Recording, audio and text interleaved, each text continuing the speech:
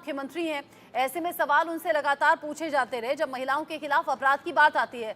अभी की तो घटना है, ट्रेनी डॉक्टर के साथ में हैवानियत हुई, उसके बाद में सियासत न सिर्फ राज्य के स्तर पर बल्कि देश भर में देखने को मिला, गुस्सा देखने को मिला। और अब ये बहुत हैरान करने वाला मामला जहां पर आईएएस ऑफिसर की पत्नी के साथ ये हो गया। देखिए, ये बहुत दुखदजनक घटना है। मैं इस घटना की निंदा करता हूं और एक इंसान होने के हैसियत से ये मेरी नैतिक जिम्मेदारी भी बनती है कि इस तरह के तमाम घटनाओं के साथ मैं खड़ा रहूं।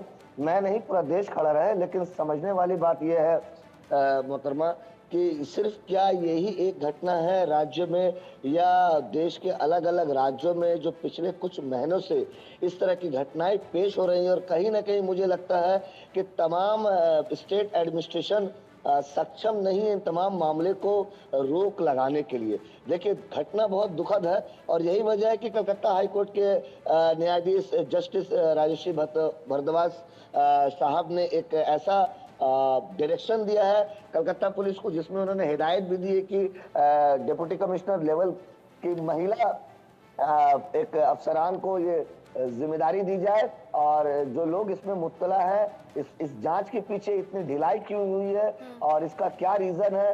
5 अफसरों के को सस्पेंड कर दिया गया है, उसके पीछे भी जांच की जाएगी। सब बात अपनी जगह सही है, लेकिन कहीं ना कहीं हम जिस समाज में रहते हैं, समझना ये होगा कि क्या इस समाज की नैतिक जिम्मेदारी भी बनती है या नहीं है।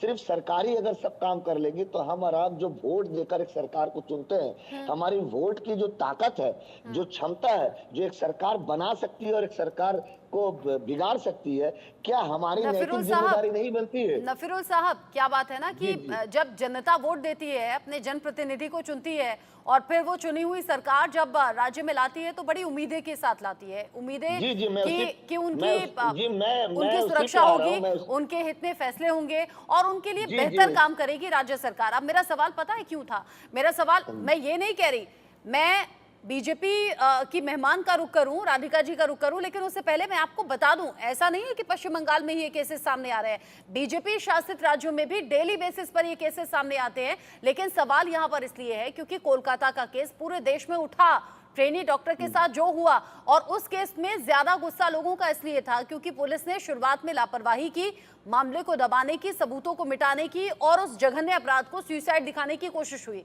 अब ऐसा ही कुछ कुछ यहाँ भी सामने आया। सुनिए ना, यहाँ पर भी 35 घंटे के बाद में मेडिकल टेस्ट हुआ है। यहाँ गंभीर धाराओं में केस दर्ज करना चाहिए था, लेकिन हल्की धाराओं में केस दर्ज किया गया। आरोपी जमानत पा गया, पीड़िता को थाने में बिठाकर धमकाया गया और ये सब कुछ हुआ आईएएस ऑफिसर की पत्नी के साथ। अंदाजा आप लगाइए आम औरत के साथ क्या होता।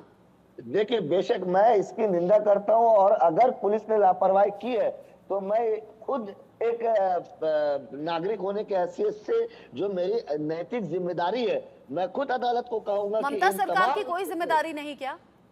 जी जी सर, हर सरकार की जिम्मेदारी बनती है और मैं अपने मुख्यमंत्री से भी अपील करूंगा कि इन तमाम लोग जो इस मामले को दबाने की अगर कोशिश इन्होंने की है तो उस पर कड़ी से कड़ी कार्रवाई हो और उन्हें सजा भी हो, ताकि लोगों के आंख खुले, ताकि आने वाले दिनों में कोई ऐसे अफसरान इस तरह का काम करने को सोचे और अपने हाथों में लॉ दुखद ये भी लगता है कि चाहे वो आरोपी की बात हो या फिर उन पुलिस अफसरों की बात हो जो इस मामले में ढिलाई बरतते हैं, लापरवाही करते हैं या जानबूझकर केस को दबाने की कोशिश होती है, वो बिल्कुल पाक साफ रह जाते हैं और फिर लोगों को सड़कों पर आना पड़ता है उन पुलिस वालों के खिलाफ एक्शन की मांग को लेकर भी। ये बड़ा दुखद लगता है क्योंकि राज्य सरकार की जिम्मेदारी पूरी तरह से कानून व्यवस्था की और राज्य सरकार के अंडर ही राज्य की पुलिस आती है। राधिका जी, पश्चिम बंगाल में बार बार इस तरह के केसेस क्यों सामने आ रहे हैं?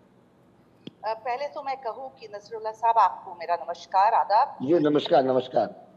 मैं आपके कई बातों से मुतमईन नहीं हूँ, पर कुछ आपने जो बात कही कि इसके ऊपर हम इसका निंदा करते हैं और इसके ऊपर कार्रवाई होनी चाहिए, इस बात से मैं 100% मुतमईन हूँ आपसे।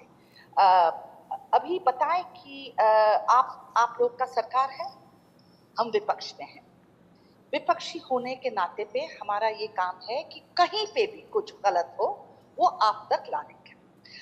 आवाम का जो आवाज है वो सियासती दल ही होते हैं, क्योंकि आवाज कैसे पहुंचाएंगी एकजुट होकर अपना आवाज।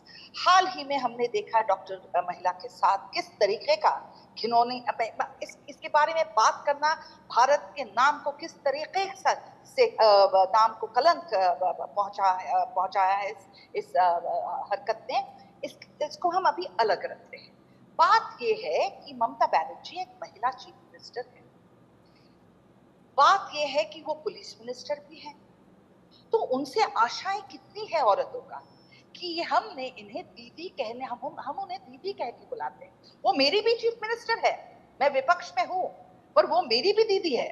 और इस दीदी से क्यों ऐसा हो रहा कि बार बार इतने चूक हो रहे हैं पुलिस डिपार्टमेंट के। बंगाल में अभी ये बात स्पष्ट है कि अगर आप टीएमसी के करीब हो, नजदीक हो, तो आप कुछ भी करके निकल सकते हैं, क्योंकि आप पुलिस को मैनिपुलेट करोगे। पुलिस तो आप ही के बंदे हैं, पुलिस आप ही के हाथ में है। ये बात कि ये एक आईएएस अफसर की बीवी है, ये अहम नहीं है। ये एक औरत के साथ फिर से पश्चिम बंगाल में ये बात हुई है। ये निंदनीय है कि कोई आईएएस ऑफिसर जिसका पोस्टिंग पश्चिम बंगाल से बाहर हो, बीवी अकेली रहती हो, उनके ऊपर 2 बंदे ऐसे घर में आते हैं, 2 दिन उनके ऊपर अत्याचार होता है इस तरीके का, फिर वो पुलिस के पास जाती है, पुलिस बहुत नरमी से इस केस को लेते हैं, वो जांच सही तरीके से नहीं करते, ना सीसीटीवी लेते, ना उनका मेडिकल एग्जामिनेशन करते। और पुलिस को तो पता है जब ऐसा कोई बलात्कार का, कोई रेप का, कोई ऐसा कोई हादसा होता है, प्रोसीजर्स क्या है, ये हमें तो हर पुलिस स्टेशन में आके उनको ये बात सिखानी नहीं पड़ेगी। और ममता बनर्जी जिनके ऊपर इतना आरोप लगा है, जिनका नाम मिट्टी में मिल गया है, ये डॉक्टर आर्जिकर हॉस्पिटल में जो बात हुई थी उससे, अब तो उनको बुला के सबको सतर्क करना था कि भाई माफ कीजिए, आप लोगों के वजह से, मेरे डिपार्टमेंट की वजह से, मैं पुलिस मिनिस्टर हूँ, ये सब हादसा कैसे हो रहे हैं। और उसके बाद ही देखे जुम्मा एक हफ्ता नहीं हुआ है और ये वापस ये बात हुई है। ये क्यों पश्चिम बंगाल से कोई अच्छा खबर कभी नहीं निकलता है। आप और हम दोनों अखबार पढ़ते हैं, न्यूज सुनते हैं, कभी सुना है कि पश्चिम बंगाल में विराट काम हो रहा है, डेवलपमेंट हो रहा है, इंडस्ट्रीज आ रही है, शिक्षा के माध्यम से हम तेजी से तरक्की कर रहे हैं, लोगों को आमदनी बढ़ा रहे हैं, लोग कुशल राजी एकदम हंस खुल के बंगाल में रह रहे हैं। तसीरुल्लाह जी, ये सब सवाल, आप भी एक आम नागरिक हैं, मैं भी आम नागरिक हूँ, यही सवाल है। देखिए राधिका जी, ऐसा है कि ये मामला जो हुआ है, जो घटना है, इसकी निंदा मैं सारी जिंदगी करता रहूंगा, इससे दो राय नहीं है। और कहीं ना कहीं मुझे लगता है कि पुलिस की लापरवाही है, और यही वजह है कि कलकत्ता हाई कोर्ट ने, निंदा तो आम लोग भी कर रहे हैं, निंदा तो आम लोग भी कर रहे हैं जिनके हाथ में कुछ नहीं। जी मुझे बोलने दीजिए, तब शायद मैं आपको विश्लेषण करके बता सकूंगा। देखिए, सब चीज अपने जगह जो है वो मुतमईन है, और मैं मोहतरमा की बातों से भी कहीं बहुत हद तक मुतमईन हूँ। लेकिन मसला ये है कि मोहतरमा ने कहा कि पश्चिम बंगाल में कुछ भी अच्छा नहीं हो रहा है। तो मेरा ये सवाल पहले अपने आप से है, जब तक मैं अपने आप से नहीं करूंगा, मैं देश के लोगों से नहीं कर सकता हूँ। मेरा ये सवाल ये है मोहतरमा कि देश में कहाँ अच्छा हो रहा है, देश में कहाँ कारोबार बढ़ रहा है, देश में कहाँ रोजगार आ रही है। मैं अगर सब चीजों को अगर कैलकुलेट करूं तो पूरे देश की जो हालात है, ये आप भी जानती है, मैं भी जानता हूँ। पक्ष और विपक्ष ये अपने जगह पे, जब ये ऐसी घटनाएं होंगी, विपक्ष आवाज उठाएंगे, क्योंकि वो पब्लिक रिप्रेजेंटेटिव है, ये उनका काम है। हम भी सेंट्रल में विपक्ष है तो हम भी आवाज उठाएंगे। लेकिन मसला ये है कि लोगों को राहत कैसे पहुंचाई जाए। कोई लोगों को राहत पहुंचाने पे क्यों नहीं जोर लगाती है। हम सिर्फ पक्ष और विपक्ष की लड़ाई में ही 5 साल बिता देते हैं। इसीलिए तो मैं पूछ रही हूँ कि ट्रेनी डॉक्टर वाली घटना में तुरंत क्यों नहीं पुलिस वाले नप गए, क्यों नहीं ममता सरकार ने एक्शन ले लिया कि कौन वो पुलिस वाले थे जिन्होंने सुसाइड बताने की कोशिश की। मामले को दबाया जाता रहा, इसीलिए लोगों को सड़कों पर आने पड़ा। मैं ये नहीं कह रही कि सिर्फ पश्चिम बंगाल में ऐसा होता है, मैं बता रही हूँ देश भर में घटनाएं होती हैं, लेकिन सवाल तो पूछा जाएगा ना। इस मामले को जो सुसाइड वाला जो एंगल दिया गया है, देखिए सीबीआई देश की सबसे बड़ी प्रीमियर इन्वेस्टिगेटिंग एजेंसी है, और मुझे लगता है कि मेरे साथ साथ पूरे देश को इस एजेंसी पे भरोसा होना चाहिए, क्योंकि इन्होंने पहले भी बहुत सारे ऐसे मामले को देखा है, और बहुत सारे ऐसे मामले जो अभी भी चल रहे हैं, जांच का विषय है। लेकिन सुसाइड का एंगल अगर सोशल मीडिया प्लेटफॉर्म हो या मेन स्ट्रीम मीडिया प्लेटफॉर्म हो या कोई अखबार के माध्यम से आया है, तो सुप्रीम कोर्ट ने एक बात तो स्पष्ट कर दी है कि इस तरह के बातों को तब तक अपने जहनों में गौर ना करे जब तक कि सीबीआई की पूरी फाइनल चार्जशीट या फाइनल रिपोर्ट नहीं आ जाती है। और घटना जो हुई है, इससे कोई दो राय नहीं है, घटना ऐसी हुई है कि वो